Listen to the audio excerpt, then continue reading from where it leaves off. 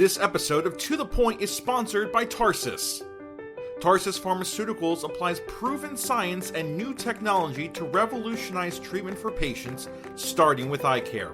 Tarsus is advancing its pipeline to address several diseases with high unmet need across a range of therapeutic categories, including eye care, dermatology, and infectious disease prevention. Tarsus is proud to announce that Xdemvy Lotilaner Ophthalmic Solution 0.25% is now available to prescribe.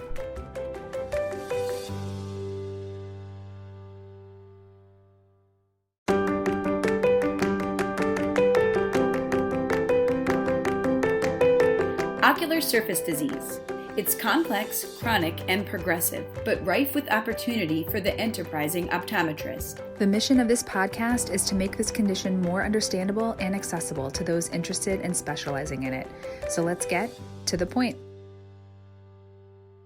Welcome to another episode of the To The Point podcast. My name is Jackie Garlich, and I'm joined by my co-host Leslie Odell.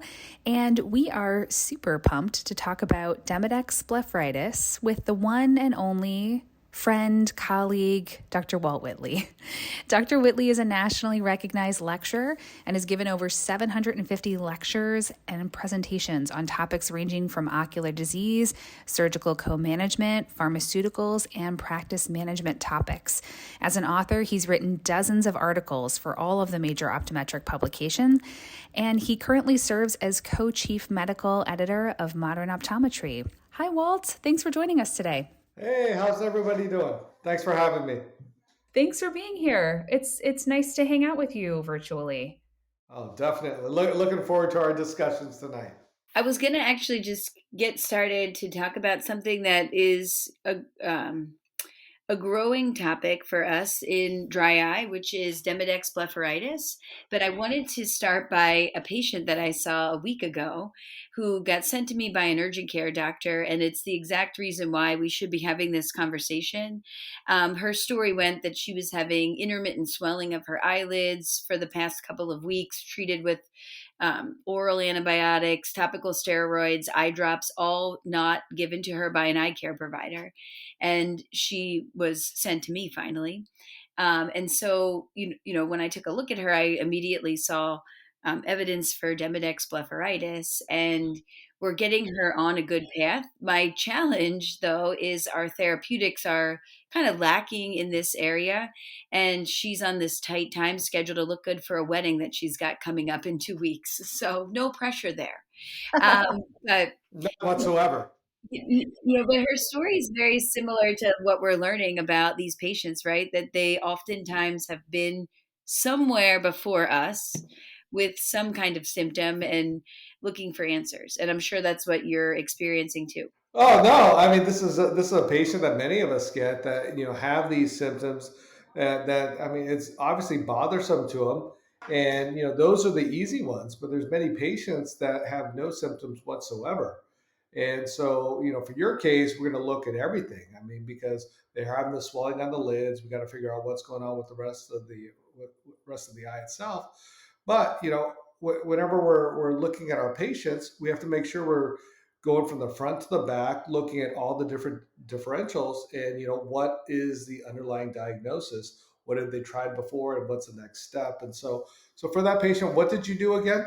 Well, right now I'm doing what I can. And so that is really based around in-office lid hygiene. So we did a micro exfoliation just to clear up her lid margin. And then I am using a tea tree product to clean the lids.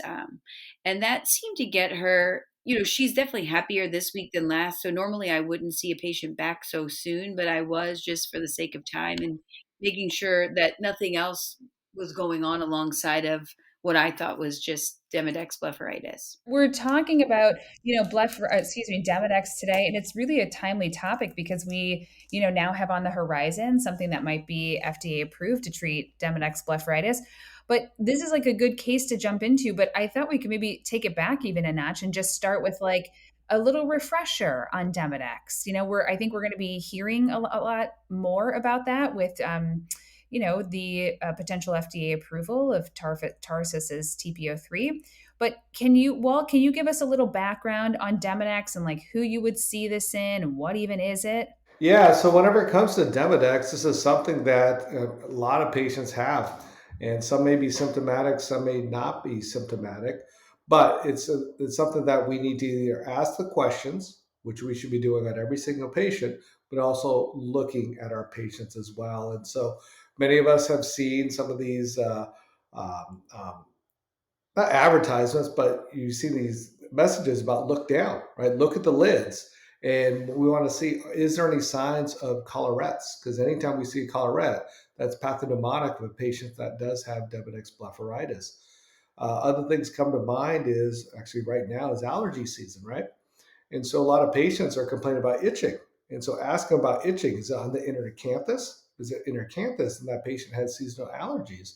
But if it's along the lid margins, then those are patients that more likely have blepharitis. And then oftentimes it's going to be Demodex blepharitis. And so some of the things that we need to see, it's a condition that affects about up to 25 million patients throughout the year in the United States. And something that, redness, itching are some of the common signs and symptoms. But, this is something that unless we're looking for it and asking for it, we may often miss. And I think that that's a great call out, is that look down, because so many times you hear the patient's symptoms and you might jump right to your slit lamp exam with, looking at the conjunctiva and cornea, eyes open.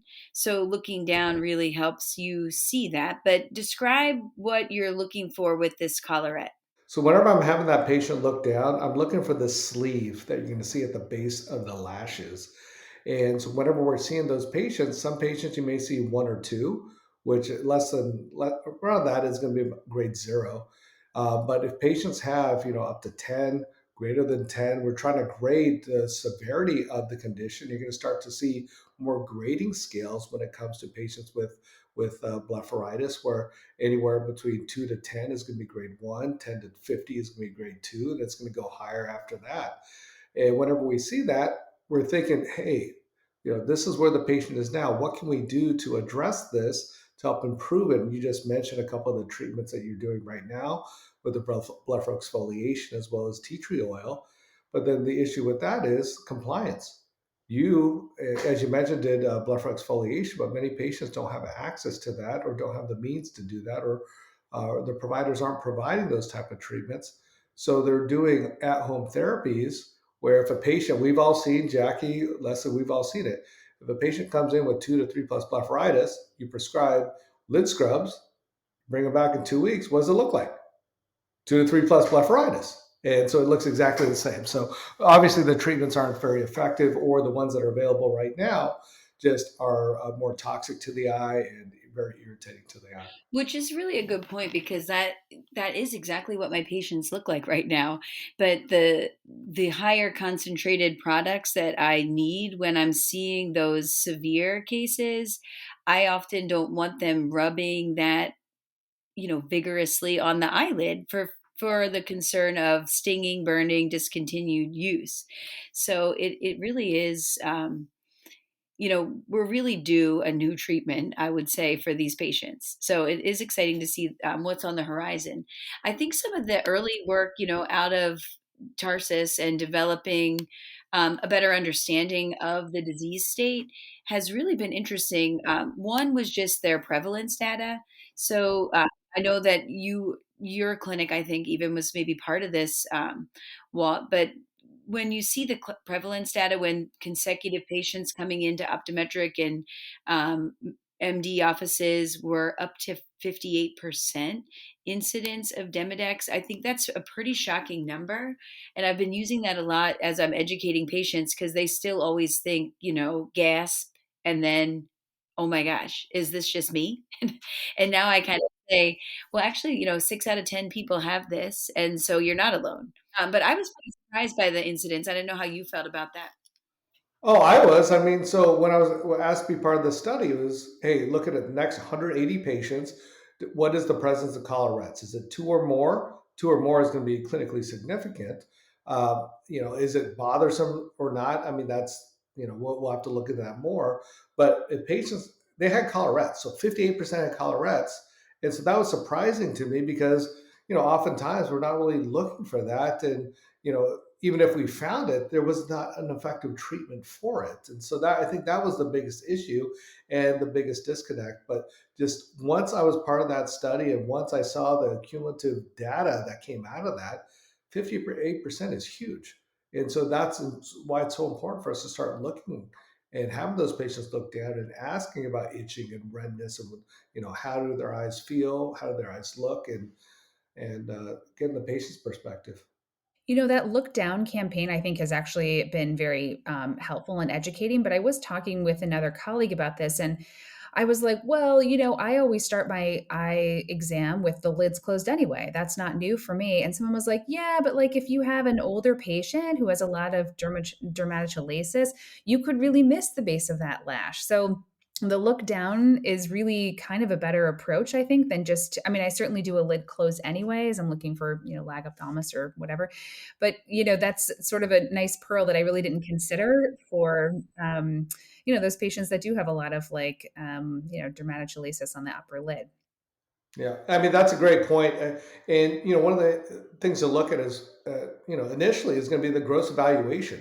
We come to the exam lane, we see those patients, they have rosacea on their cheeks, and if we see that, we're like, well, they're going to have some symptoms. We're going to look for rosacea on the eyes. We're going to look for Demodex because we know that there is an association there as well.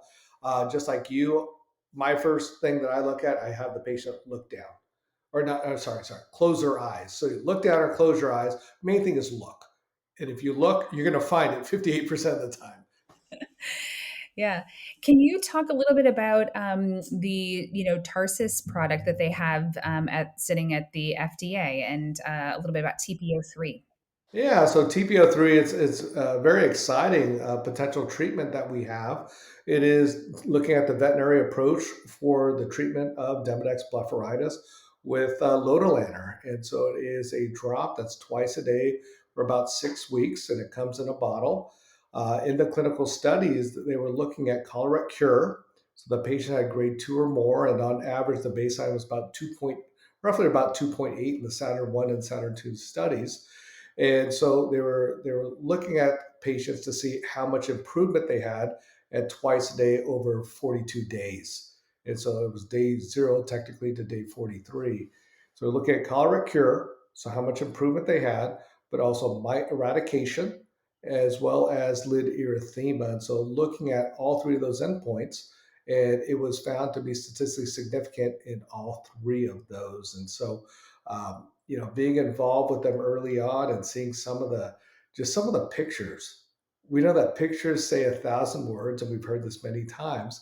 But there are patients that essentially you're putting this drop in twice a day for Demodex blepharitis. But what happens is they're not doing lid scrubs, but it improves. And so you're going from 2 to 3 plus to look how clear those lashes are. Look how much improvement we see. And so I was very impressed when I saw some of the early data. But looking at the pivotal trials that they did, it has been very effective and exciting to have a potential treatment. I was kind of a disbeliever when I saw those pictures at first. I'm not going to lie. I thought this is improved without you even touching the lid. And then I was able to be part of a clinical trial as well. And I mean, it really does just dissolve the collarette. It's really amazing. I really by eradicating the mite because we know that the collarette is all of the waste product of the mite. But it's Yeah. remarkable because exactly what you said, a while back, as far as you put them on the lid scrubs and they come back looking exactly the same. It's very defeating, um, to the patient and us as well. I did mention it was topical lotilaner, but it is a paralytic. And so it's essentially going to kill the mite. It's going to affect the GABA inhibition of the mite itself.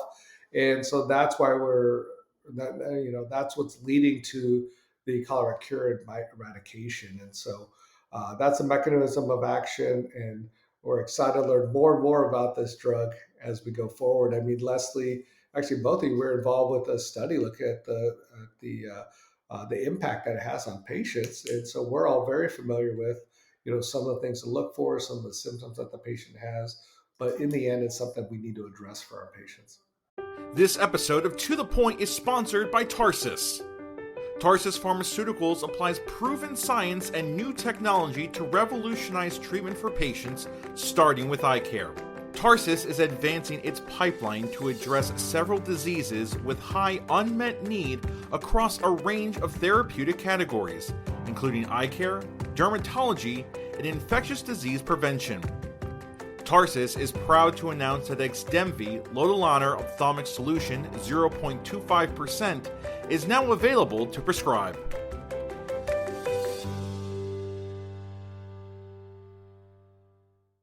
I think that statistic on talking about lid erythema is really wonderful for patients because they do complain about red lid margins, red rimmed eyes, and that's a aesthetic part of treating eyes is people want to have bright white eyes, and so I think that lid erythema is going to be really amazing to see in some of these patients. But I totally agree with you both. I feel like I'll see a patient write Demodex in my chart note, offer a treatment, see them the next year, and I'm just copying that same note. I'm like, it's Demodex again. It's still there. We're not really getting rid of it. So, yeah, I'm certainly very excited to hopefully see this approval. Urethema is so important because of what Walt was talking about, this trial about just the negative impact of Demodex blepharitis that we were part of. Constantly worrying about their eyes and eyelids was a big thing that patients reported. Also, a negative appearance of their eyes and eyelids that other people were commenting on. I'm sure that you've had patients that say, patient that their friends or family or coworkers are wondering what's wrong with them because of the red rimmed eye or the redness to their eye. So I agree that erythema is a big impact. And also it was nice to see how quickly there was a turnaround. So the improvement in collarettes, I think, came as quick as 2 weeks from onset of use. Yeah, and so we're going to have this potential treatment, but it's going to be complementary to a lot of things we do. And so if you have the microblepharoxylation exfoliation, we're going to start with that first to get rid of a lot of this, and then could potentially utilize TPO3. We know that IPL, many of us have intense pulse light, and we know that that's very efficacious for patients with rosacea and the association with Demodex and rosacea, and this will be complementary to that as well. But if you don't have those type of technologies, we can at least start the patient on a treatment. And if it's effective, great. If the patient needs more, we can collaborate and co-manage with our optometric colleagues. It does not have to go to ophthalmology. I know you both have all the different treatments. And so just working intra-optometric referrals is something that we as a profession have to do more of. So, one of the things I think that I have heard from colleagues is the potentially awkward conversation about diagnosing someone with Demodex. It's a mite. I have these mites on my lashes. And I think you have to really be, read your patient if you have a patient that may react poorly to that diagnosis. I'd like to hear from both of you actually on how you start that conversation with the patient when you see Demodex, and how do you talk about that with a patient? So whenever we see this in a patient, I mean, they're coming to us for our professional opinion and our professional advice. So if this is something I see, I'll take a picture if I'm in a room that has the camera. If not, I'll pull up a picture and say, hey, this is your condition. If they're symptomatic, I'll say, this is why you're symptomatic. If they're not symptomatic, I say, hey, this is something we have to address. There's a combination of bacteria, mites, and stuff on your eyes that if we don't address it now, it can potentially get worse. And so trying to be proactive versus reactive, this is the prescription we're going to do right now. I'm prescribing something such as Demodex Aus for the patient, or something that has a tea tree based product. But this is what we have available now. And that's why, we're seeing mixed results right now, but potentially with a new treatment, we may have a better option. I'm very similar. And if when I can take a picture, I show them their eyelashes. I'm glad I know that the collarette is pathognomonic, and every once in a while, for my own morbid enjoyment, I might still epilate a lash just to look at it under a microscope. But normally, I don't do that anymore, which is probably going to be better for patients because I really kind of freak them out when they would see the mite, moving. But I explain it very similar to bacteria. I just say, we now know that Demodex blepharitis is a condition. Demodex is a mite that lives on our bodies and in hair follicles. And much like staph bacteria, sometimes you may have an overpopulation. We just need to control the population. And here's how we're going to do it. I'm not going to lie. As I have that conversation, the patient usually starts scratching some part of their body, their head, their eye, something. So I do try to say, this isn't jumping off of you onto someone else. It's not like lice or something like that, because they usually, it's either one or two ways in my experience. Either people are like, oh, okay, or they're completely caught off guard and can't believe what I just said. There's really no in between. I do the same. I take a photograph. I like doing that just to show them. I kind of relate it to like, this is, sometimes I'm not necessarily even saying this is a mite. I'll say this is normal stuff that we have on our body. There's this overpopulation of it, and people tend to handle that better. But sometimes I will talk more about it depending on the patient. I'm wondering, there's certainly, or I seem to have seen patients that are asymptomatic with Demodex, and what is going to be, or what is your threshold to treat an asymptomatic patient? These patients are harder to sort of do the treatment on because they have no symptoms. So why am I going to do all of this treatment? Why should I get this prescription medication? So what is your threshold in sort of that conversation? And is it similar to what you did in the study, Walt? Yeah, for me, it's going to be, I look at those lids. If I see those collarettes, and actually, I failed to mention there's a study by Gal. And anytime you see a collarette, then 100% of the time it's going to be Demodex. And so in this study, they pulled the lash, and under the microscope, they saw that it was Demodex blepharitis. If the patient did not have collarettes, was doing lid scrubs, they still pulled the lash, and 50% of times they still had Demodex. And then if they weren't doing lid scrubs and they had no collarettes, you still pulled the lash, and 7% of the time they still had Demodex and the mites. And so it is much more prevalent than we think.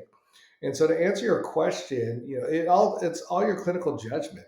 And so for me, my threshold is low because we know that this does get worse over time. So if a patient has one or two collarettes, then I'm likely going to just tell the patient what I do now. Here, use this tea tree based product, and this is how we're going to treat it. But if they have clinically significant, so if they have up to 10 or even more than that, then I'm definitely going to prescribe potentially a treatment. If we have when we get the medication, or I'll do microblepharoid exfoliation because we know this is going to get worse over time. So as the doctor making that strong recommendation, hey, this is what it is, and this is how we treat it. I am still convinced that those asymptomatic patients, once you lift all of that up off their lashes, are going to realize that they had a symptom that they just thought was normal. Although I have a woman right now who's got, I mean, I don't know, whatever your grading is here, but probably 3 plus, right? Every single lash coated with collarettes. Sweetest lady. I've talked to her now 3 times since I've seen her, since I've seen, TP03 in action. And I'm like, I can't wait for this medication. And she keeps saying, like, I don't feel bad. I just don't even feel bad. And I say, you are going to feel better. You just don't even know you're supposed to feel better. But I'm really anxious for her to try it when it comes available so that I can learn from her. I know there's something that she just doesn't realize, right? And my analogy is, imagine that you went to your dentist and you just told them, you know what, I feel great today. And they decided, like, I'm not going to do your annual cleaning because you told them that you felt great. You would think that that was crazy. So I think that we just have to start thinking about our asymptomatic patients differently and know that we're trying to prevent downstream effects. Yeah, and I think that that's very true of dry eye patients, which are or can be these patients as well. That you once a patient will come in and say everything is fine. My speed questionnaire is very low. There's nothing happening, and then you look at the cornea or something, and you say, oh, there's all this dryness here. Are you sure you don't notice this? How about burning? How about fluctuating vision? How about this? Oh yeah, I guess, but that's pretty normal for me. And it's like, oh, that's not normal. We can make that better. So yeah, good points. So as we're kind of gearing up and trying to find the right patients to even start the, look down, although I guess you could argue this is perfect for every patient, what are some of the big call outs as far as comorbidities that were found um, for these patients with Demodex blepharitis? Leslie, that's a great question because there's various studies when we look at dry eye patients, and this is actually part of that study I was in. But 60% of dry eye patients also have Demodex blepharitis, and so these are comorbid. Cataract patients, another study, 56% had Demodex blepharitis. Contact lens wearers, 51% had Demodex blepharitis. One of the things I'm working on right now is looking at glaucoma patients. And what we're finding is patients who are there's got to be something with patients on glaucoma medication and Demodex blepharitis, because it seems like if they're on it, I see it. And so that's what I'm looking at right now and working on. And so, um, this is still a hot topic right now. There's so much to be learned about it, and I think we're going to get more numbers and more data going forward. What about you all? Anything I missed? No, I think that that's a good call out, just to start thinking about. Sometimes you might not think about your contact lens wearing patients because if Demodex seems to have, an older age of onset at times, you think about that. This kind of really shows it can span different age groups, right? Because a lot of your contact lens wearers are going to be younger patients. So I think that's a great call out. And then your dry eye patients with meibomian gland dysfunction, which is how I first learned about Demodex many years ago, was hitting some roadblocks to treatments for my meibomian gland dysfunction patients. And then, cataract patients, because we're always trying to make sure we optimize for our surgical colleagues. Yeah, these are all great points. I think really the take home is once you really start looking for it, you will see it a lot more than you probably realize. It's easy to gloss over the lashes if you're in your exam or just like Leslie said, start with the eye open. But once you really start looking at these lashes, you will see that everywhere. Definitely. Maybe even in your sleep. I'm just kidding. They may haunt your dreams.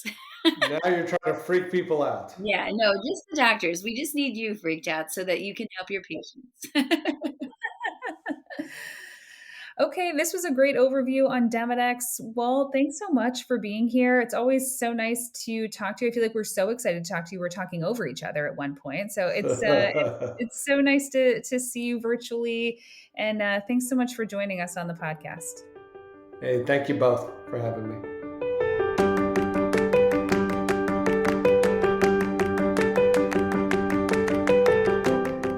And now for the To The Point wrap-up. Demodex blepharitis is something we will encounter in our clinics, with estimates of up to 60% of patients affected by this condition. It's easily identified by having the patient look down while performing your slit lamp exam and noting the presence of a collarette. Help is on the way with Tarsus's TP03 in the queue for the FDA late summer of this year, 2023. This drop twice daily for 6 weeks is shown to eradicate the collarette and the Demodex mite and help patients feel and see better.